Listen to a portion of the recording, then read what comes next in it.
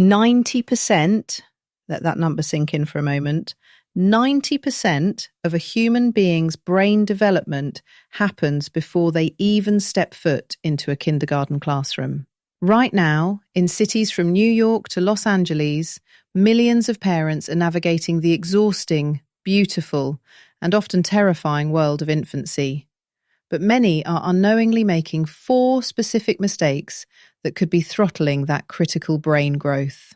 If you are currently using a tablet to keep your toddler quiet during a stroller walk through Central Park, or if you find yourself constantly hovering to make sure they never touch a speck of dirt, you need to listen very closely to this.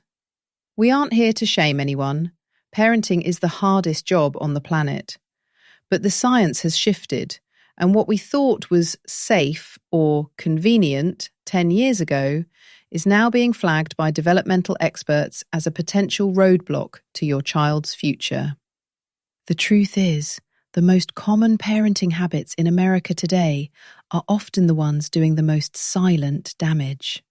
We've traded serve and return interaction for digital pacifiers, and we've traded tummy time for expensive baby containers that keep our floors clean but our infants' muscles weak. In this episode, we are going to break down these 4 major pitfalls.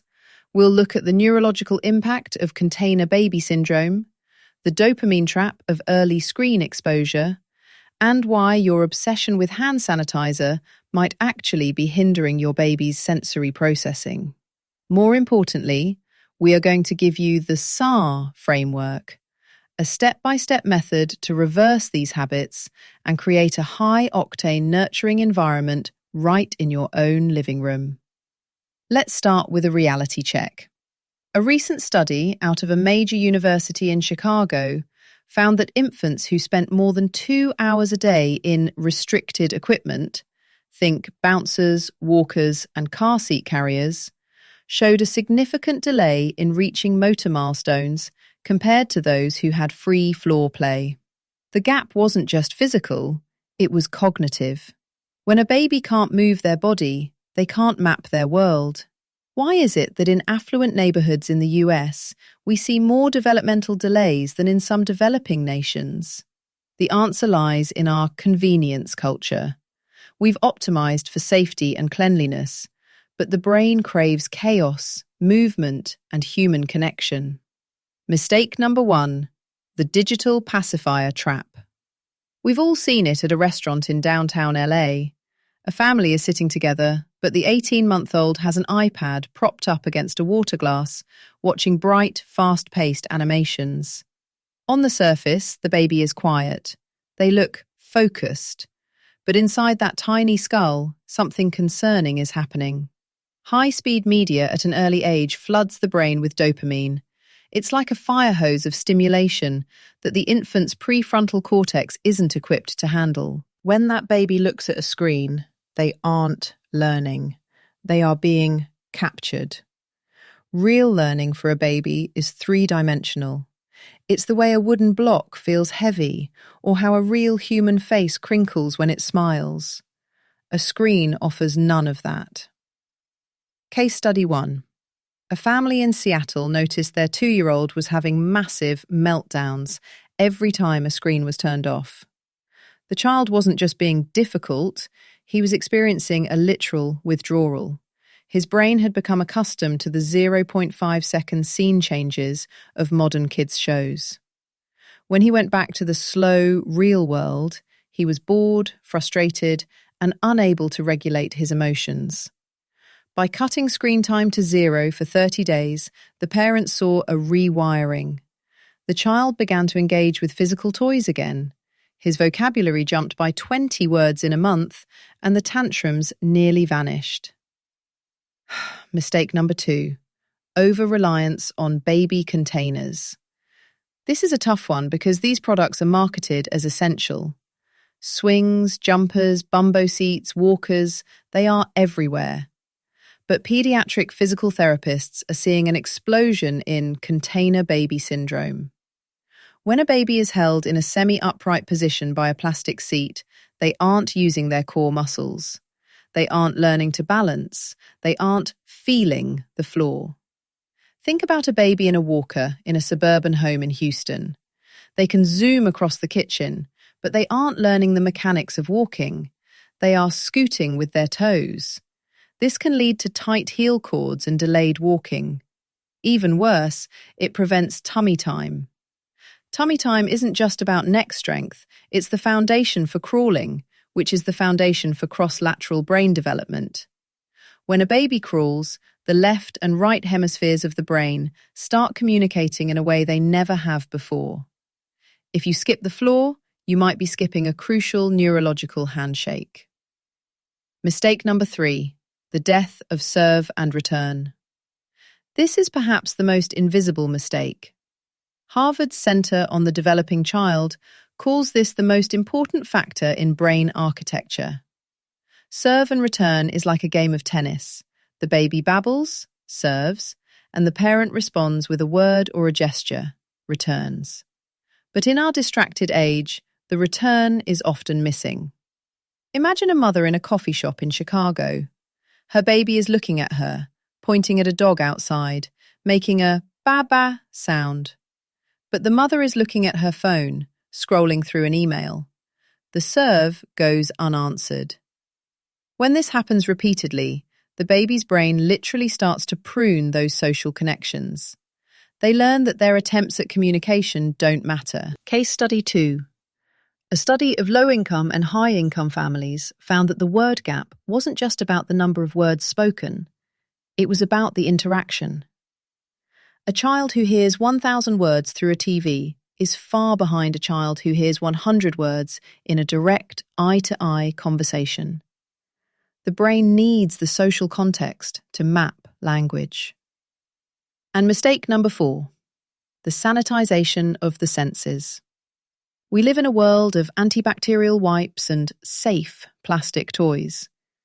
But a baby's brain is a sensory sponge. They need to touch cold mud, feel the scratchy texture of a pine cone, and yes, occasionally get a little bit of dirt under their fingernails. When we over-sanitize their environment, we aren't just protecting them from germs, we are starving their sensory system. This can lead to sensory processing disorder, where the brain becomes oversensitive to normal stimuli because it never learned to calibrate. In a famous experiment, researchers found that children raised on farms with animals had significantly lower rates of allergies and stronger immune systems than city kids. But it goes deeper than immunity. Sensory play, squishing Play-Doh, splashing in water, feeling different fabrics, builds the neural pathways for complex problem-solving later in life. If everything they touch is smooth, lukewarm plastic, their brain is living in a sensory desert. So, how do we fix this? I want to introduce you to the C.A.R.E. framework. It stands for Connect, Activate, Reduce, and Explore. This is your roadmap to to undoing the damage of modern convenience. C is for Connect. This is the serve and return fix. For 20 minutes, 3 times a day, put your phone in a different room. Sit on the floor at eye level with your baby. If they look at a spoon, you talk about the spoon. Oh, you see the silver spoon? It's shiny, isn't it? You are narrating their life. This sportscasting approach builds their vocabulary at 3 times the normal rate. A is for activate. This is about the floor. The floor is the best toy you can give your baby. Get rid of the walkers. Minimize the time spent in the car seat once you're out of the car. Aim for at least 60 minutes of free floor time throughout the day. If they are frustrated because they can't reach a toy, let them be frustrated for a minute. That frustration is the engine of development. It's what drives them to roll, scoot, and eventually crawl. R is for reduce. We have to talk about the screens. The American Academy of Pediatrics recommends 0 screen time before 18 to 24 months, except for video chatting with grandma. If you've already started, don't panic. Just taper off. Replace the tablet with busy bags, simple kits with ribbons, different textured cloths, or safe kitchen utensils. You'll be shocked at how a whisk can occupy a baby longer than a cartoon once their brain recalibrates. E is for explore. Take them outside. Even in a city like New York, find a patch of grass. Let them touch the bark of a tree. Let them feel the wind on their face. At home, create a sensory bin. Fill a plastic tub with dry beans or rice and hide toys inside. Let them dig. Let them make a mess. The cleanup is a small price to pay for the massive synaptogenesis happening in their parietal lobe. Now, let's talk about the timeline. If you start this today, what happens? In week 1, you'll probably see more fussiness. Why? Because you're changing the rules.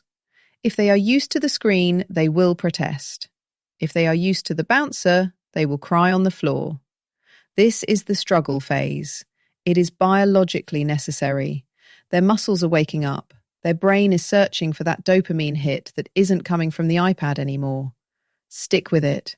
By week 3, you will notice the awakening. Your baby will start looking you in the eye more. They will start exploring their toys rather than just banging them.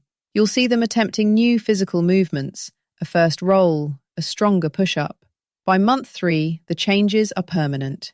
You are literally building a thicker, more connected brain. You are setting them up for better focus in school, better emotional regulation, and higher physical confidence. I want to share a story about a family in Miami I worked with. They were high-tech parents. Their nursery looked like a NASA command center. Smart socks, automated rockers, tablets in every room. Their 18-month-old wasn't talking and barely made eye contact. They were terrified of an autism diagnosis. But after a developmental detox, implementing the C.A.R.E framework, something miraculous happened. Within 6 weeks, the child turned on. He started pointing. He started mimicking sounds. He started playing. It wasn't a medical miracle. It was just a return to biological basics. The brain was finally getting the nutrients it had been starving for: movement, sensory input, and human connection. Before we wrap up, let's troubleshoot a common issue. But my baby hates tummy time. I hear this every single day. Here is the secret. Tummy time doesn't have to be on the floor at first. It can be on your chest while you're reclining. It can be across your lap. The goal is gravity resistance. If they cry, do it for 2 minutes, then pick them up. Then do it again 10 minutes later. It's about frequency, not duration. And if you're worried about germs, look, I'm not saying let them lick a subway pole, but a little bit of backyard dirt? That's nature's vaccine. It builds the microbiome, which we now know is directly linked to the brain via the vagus nerve. A healthy gut means a healthy brain. To wrap this up, remember that you are the architect of your child's brain. Those 4 mistakes, the screens, the containers, the lack of interaction, and the over-sanitization, are just habits, and habits can be broken. Start today. Put the phone down. Get on the floor. Let them get a little messy. If you found this helpful, I want you to do one thing. Today, during your next feeding or playtime, spend 5 minutes just narrating what your baby is doing. No distractions, just you and them. Comment below with the word nurture if you're committing to a screen-free week for your little one. I'll be jumping into the comments to answer your specific questions about tummy time and sensory play. In our next episode, we're going to dive deep into the science of baby sleep and why some sleep training methods might be doing more harm than good. You won't want to miss that one. Until then, keep building those brilliant brains. I'm out.